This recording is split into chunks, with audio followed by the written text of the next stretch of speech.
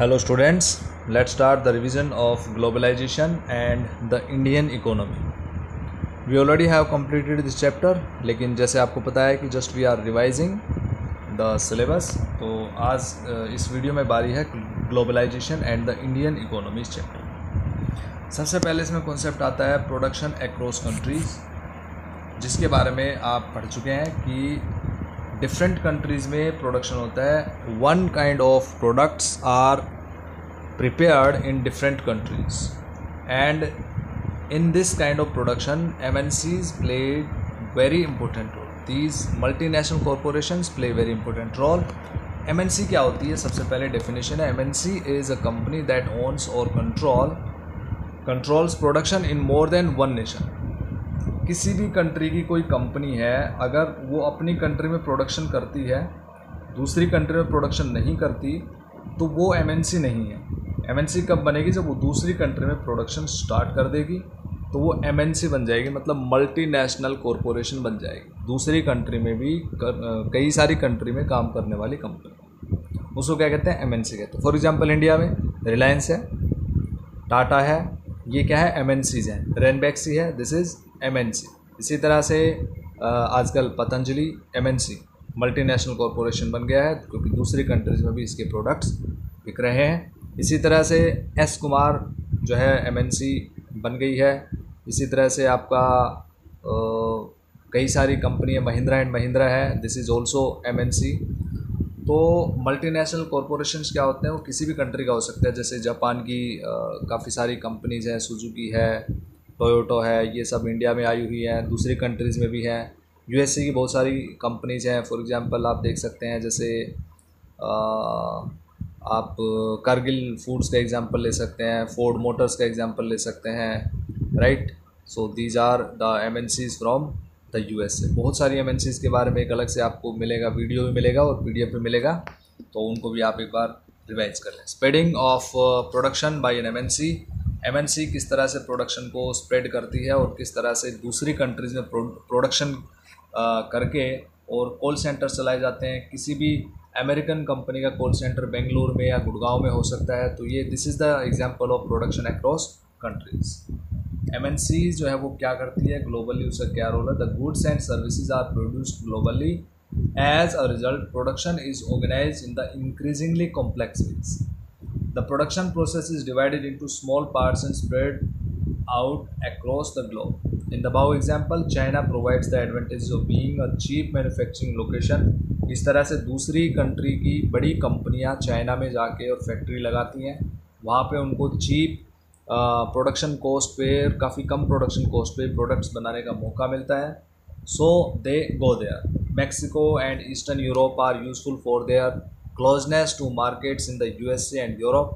India has highly skilled engineers who can understand the technical aspects of production. It also has educated English speaking youth who can provide customer care services, and all this probably can mean 50 to 60% cost savings for the MNC. अगर कोई भी American company America में production करेगी तो उसको वहाँ पे ज़्यादा पैसा खर्च करना पड़ेगा एक प्रोडक्ट बनाने के लिए, कंपैरिजन टू इंडिया. अगर हम इंडिया में उसका प्रोडक्शन करेंगे तो काफ़ी कम पैसे में प्रोडक्शन हो जाएगा. The brand tag says made in Thailand, but they are not Thai products. We dissect the manufacturing process and look for the best solution at each step. We are doing it globally in making garments. The company may, for example, get cotton fiber from Korea and other things from other countries, और किसी country में जाके उसको assemble कर दिया जाता है. तो इसलिए इंटरलिंकिंग प्रोडक्शन अक्रॉस कंट्रीज ये अगला टॉपिक है. तो ये जो प्रोडक्शन होता है अक्रॉस कंट्रीज, इससे क्या हो गया? इंटरलिंक हो गया. किसके बीच में हो गया? डिफरेंट कंट्रीज़ के बीच में इंटरलिंक हो गया कि कोई सामान कई सारी कंट्रीज में. तो उससे क्या होता है? MNC जो है वो दूसरी कंट्री में आके इन्वेस्टमेंट कर रही है, और जो दूसरी कंट्री की कंपनी दूसरी कंट्री में जाके इन्वेस्टमेंट करती है उसको कहते हैं फॉरेन इन्वेस्टमेंट. मतलब इन्वेस्टमेंट होता है spending money in the hope of benefit, कि आप फ़ायदे के लिए जो पैसा यूज़ करेंगे या कहीं पे लगाएंगे, खर्च करेंगे, तो उसको इन्वेस्टमेंट कहते हैं. और यही काम जब दूसरी कंट्री की कोई कंपनी आके करती है उसको क्या कहते हैं? फॉरेन इन्वेस्टमेंट कहते हैं. That is called foreign investment. After that ये एग्जाम्पल है आपका कारगिल फूड्स का. कारगिल फूड्स एक अमेरिकन एमएनसी है, फूड प्रोडक्ट्स बनाती है, एग्रीकल्चर प्रोडक्ट्स बनाती है, एग्रीकल्चरल फूड प्रोडक्ट्स। इंडिया में आके इसने परख फूड को ख़रीद लिया। परख फूड एक इंडिया की रेप्यूटेड कंपनी, लोकल कंपनी। इससे फ़ायदा क्या हुआ कारगिल फूड को? कारगिल फूड को फ़ायदा हुआ कि उसको एक मार्केट, तैयार मार्केट मिल गई, और परख फूड को ये फ़ायदा हुआ कि उसको एक इंटरनेशनल ब्रांड, अपने प्रोडक्ट्स पे इंटरनेशनल ब्रांड मिल गया, और इस तरह से ये दोनों ही कंपनीज़ के लिए फ़ायदेमंद हुआ। लेकिन एमएनसी जो है दैट इज़ कारगिल फूड, इसने काफ़ी ज़्यादा फ़ायदा उठाया। So Cargill is now the largest producer of edible oil in India with a capacity to make 5 million pouches daily. After that, MNCs किस तरह से प्रोडक्शन पे कंट्रोल करती हैं? सबसे जो ज़्यादा यूज़ होने वाला इनका तरीका है वो क्या करती हैं? लोकल कंपनीज़ को ख़रीद लेती हैं। This is the one thing कि दे परचेज लोकल कंपनीज़। ये कुछ आपको स्टेटमेंट्स दिख रहे हैं। Production in these widely dispersed locations is getting interlink. ये इंटरलिंकिंग कैसे होता है इसको बताया गया है। After that this is the example of Ford Motors. 1995 में इंडिया में आई, 26 कंट्रीज़ के अंदर अब इसका प्रोडक्शन फैला हुआ है। 1700 करोड़ रुपीज़ इसने लगाए थे चेन्नई के अंदर जो प्लांट लगाया। बाद में कोलैबोरेशन किया महिंद्रा एंड महिंद्रा के साथ में, और अब ये कारें काफ़ी बड़ी संख्या में कारें भेज रहे हैं। 2017 का रिकॉर्ड है 88,000 कार्स का, और 1,81,000 कार्स है वो कहाँ पे? ये इंडियन मार्केट के अलावा इतनी कारें उन्होंने south Africa, Mexico, Brazil, USA में भेज दी। अब आगे चलते हैं। इन क्वेश्चंस को आप पढ़ के देखना। किसी भी क्वेश्चन में अगर दिक्कत होती है तो आप ज़रूर पूछ सकते हैं। Foreign trade and integration of markets का मतलब होता है कि एक जैसी चीज़ें सभी मार्केट्स में अवेलेबल हैं। We already have discussed about this topic. Foreign trade से पॉसिबल है क्योंकि फॉरेन ट्रेड क्या कहता है? One country is purchasing something from other countries or purchasing something from that country. So this is import and export. और import और export से क्या होता है? प्रोडक्शन जो है वो डिफरेंट कंट्रीज़ में तो हो ही रहा है, साथ में एक कंट्री का प्रोडक्ट दूसरी कंट्री में पहुंच गया। This is the we can say integration of markets. जैसे आप यहाँ देख सकते हैं इसमें। So this image is the example of integration of markets. You can see in this image Chinese toys are available in the Indian market. Indian market में इतने सारे चाइनीज़ टॉयज़ क्यों आते हैं? क्योंकि चाइनीज़ टॉयज़ काफ़ी सस्ते होते हैं, वहाँ पे टेक्नोलॉजी काफ़ी सस्ती होती है, और टॉयज़ को मैन्युफैक्चर करने के लिए प्रोडक्शन कॉस्ट काफ़ी लो है, जिसकी वजह से यहाँ पे चाइनीज़ टॉयज़ काफ़ी सस्ते मिलते हैं, और इससे इंडियन टॉयज़ के मुकाबले में ज़्यादा टेक्नोलॉजी के साथ और सस्ते टॉयज़ अवेलेबल होते हैं। After that, within a year, 70 to 80% of the toy shops have replaced Indian toys with Chinese toys.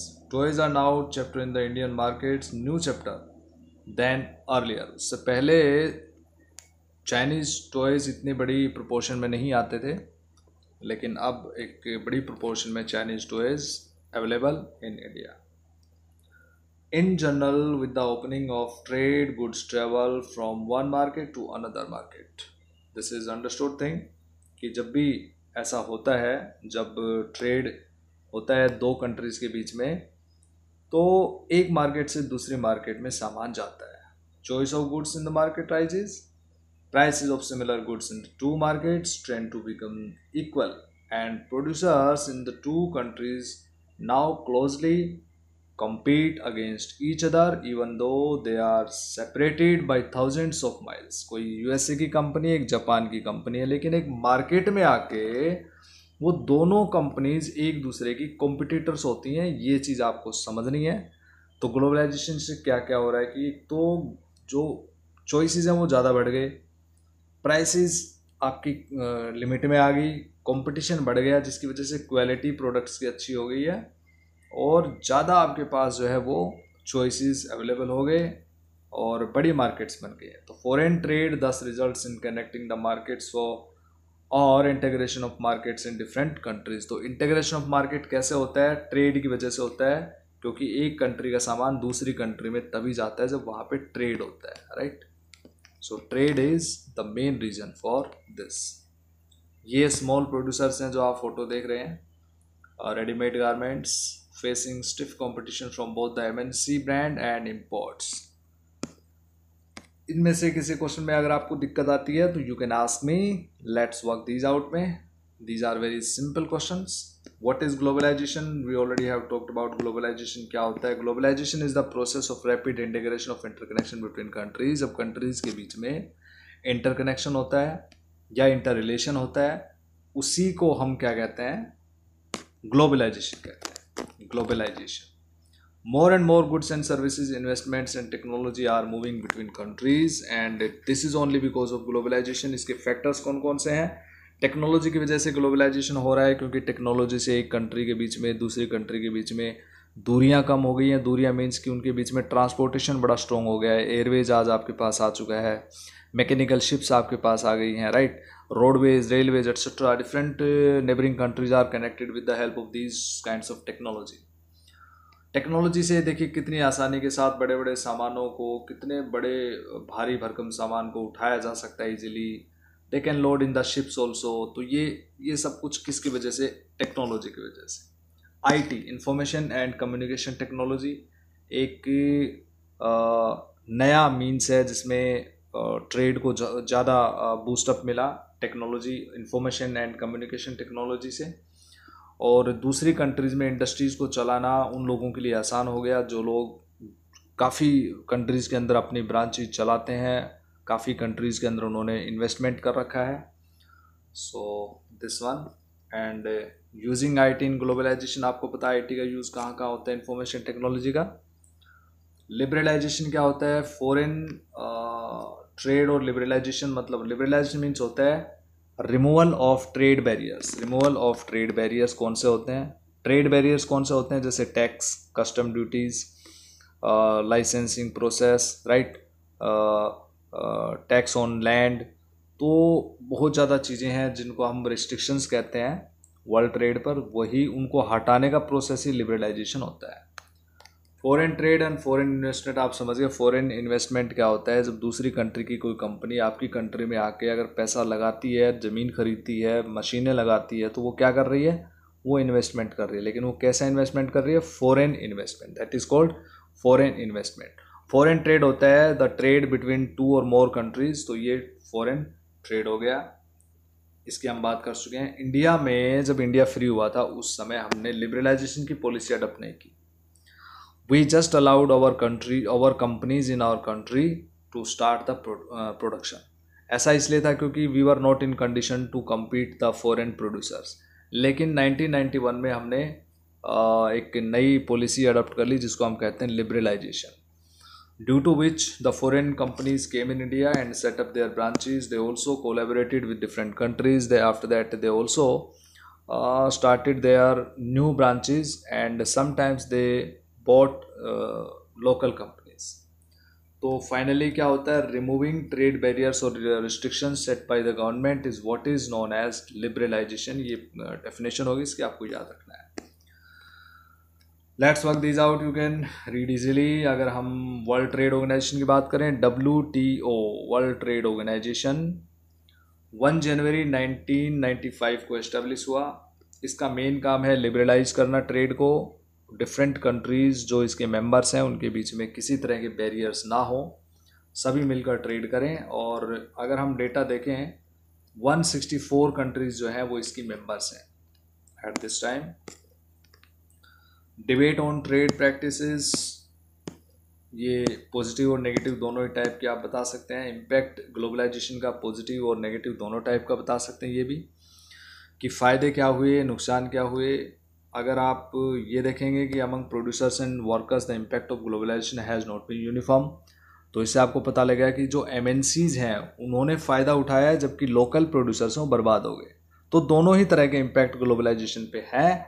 हमने जब ये चैप्टर पढ़ा था उस टाइम आपको उस वीडियो में क्लियरली आपको एडवांटेजेस एंड डिसएडवांटेजेस आपको बता दिए गए थे। You have to remember them. दोबारा से आप इसमें चैप्टर में पढ़ सकते हैं कि अगर हम फ़ायदे की बात करें तो MNCs के लिए काफ़ी फ़ायदा हो गया, प्रोड्यूसर्स के लिए फ़ायदा हो गया, कस्टमर्स के लिए फ़ायदा हो गया, उनको ज़्यादा ऑप्शन मिल गए, सस्ती चीज़ें हो गई, कंपटीशन बढ़ गया है। लेकिन अगर आप प्रोड्यूसर्स की बात करेंगे तो छोटे प्रोड्यूसर्स इससे बर्बाद हो गए। नेगेटिव पॉइंट, देश का टैलेंट जो है बाहर चला जाता है। इन द सेम वे कि आपके पास टेक्नोलॉजी लिमिटेड है तो दूसरी कंट्री की टेक्नोलॉजी आपसे आगे है तो आपके प्रोडक्ट्स बिकने बंद हो जाएंगे क्योंकि दूसरे की टेक्नोलॉजी आपसे अच्छी है। तो लोकल कंपनीज़ पे तो नेगेटिव इम्पैक्ट पड़ा है। बाकी if you talk about the overall effect of या impact of globalization, so that can be called in positive veg.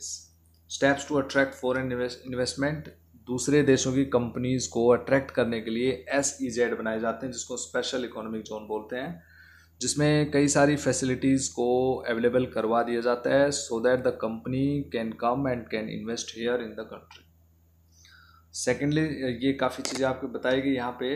So first of the thing is explained here कि MNCs क्या करती हैं, have increase their investments in India over the past 20 years. India में क्या होता है, सस्ते labour हैं और स्किल्ड जो पीपल हैं also available in more proportion in comparison of other countries. तो ये SEZ ही डेवलप होने में काफ़ी इंपॉर्टेंट रोल आ जाता है यहाँ पे।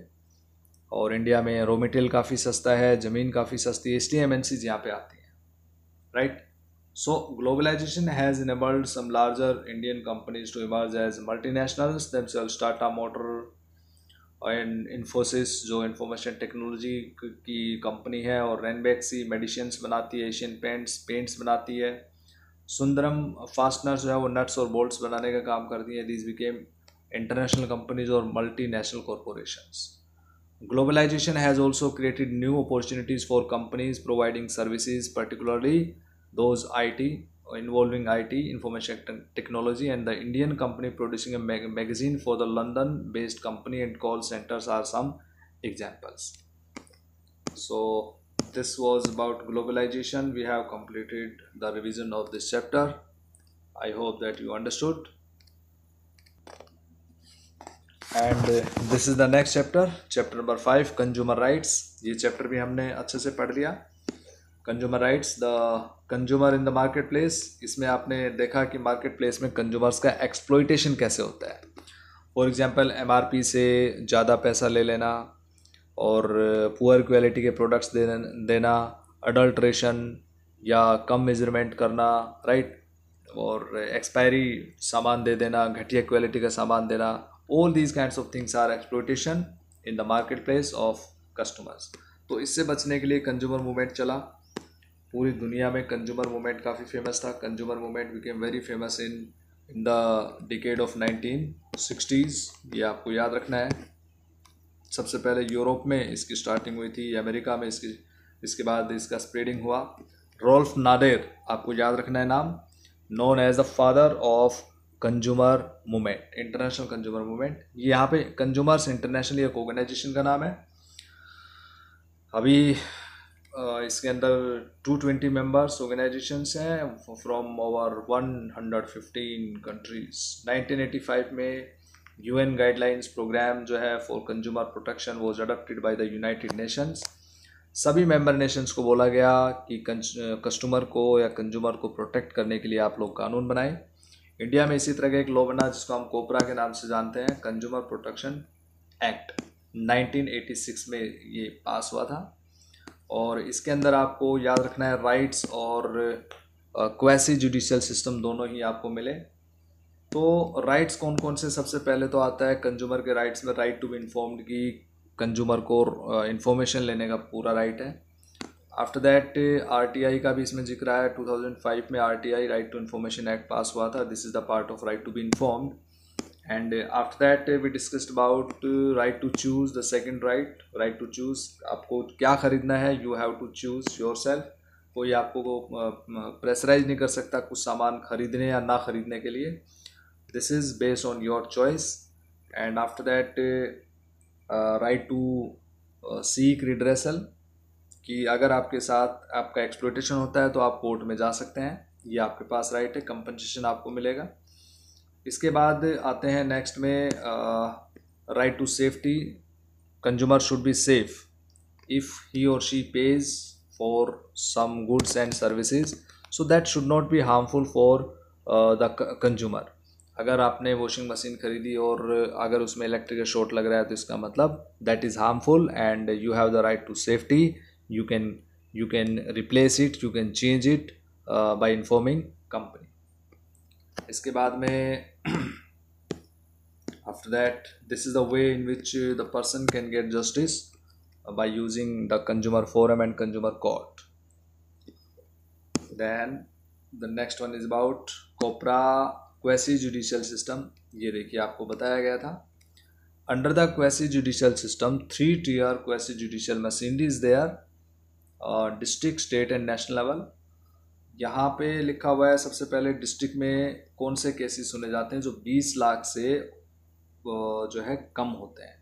स्टेट में 20 लाख से 1 करोड़ और नेशनल कमीशन में मोर देन 1 करोड़. लेकिन अभी डेटा चेंज हुआ है. 2019 में कंज्यूमर प्रोटेक्शन एक्ट में अमेंडमेंट हुआ जिसके अकॉर्डिंग ये जो डिजिट है ये 1 करोड़ कर दी गई, 1 करोड़. और ये जो डिजिट है वो 1 करोड़ टू 10 करोड़.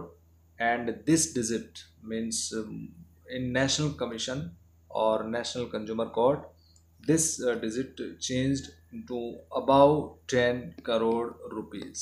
तो नया डेटा भी आपको याद रखना है डियर स्टूडेंट्स. वैसे हम वीडियो में डिस्कस कर चुके हैं.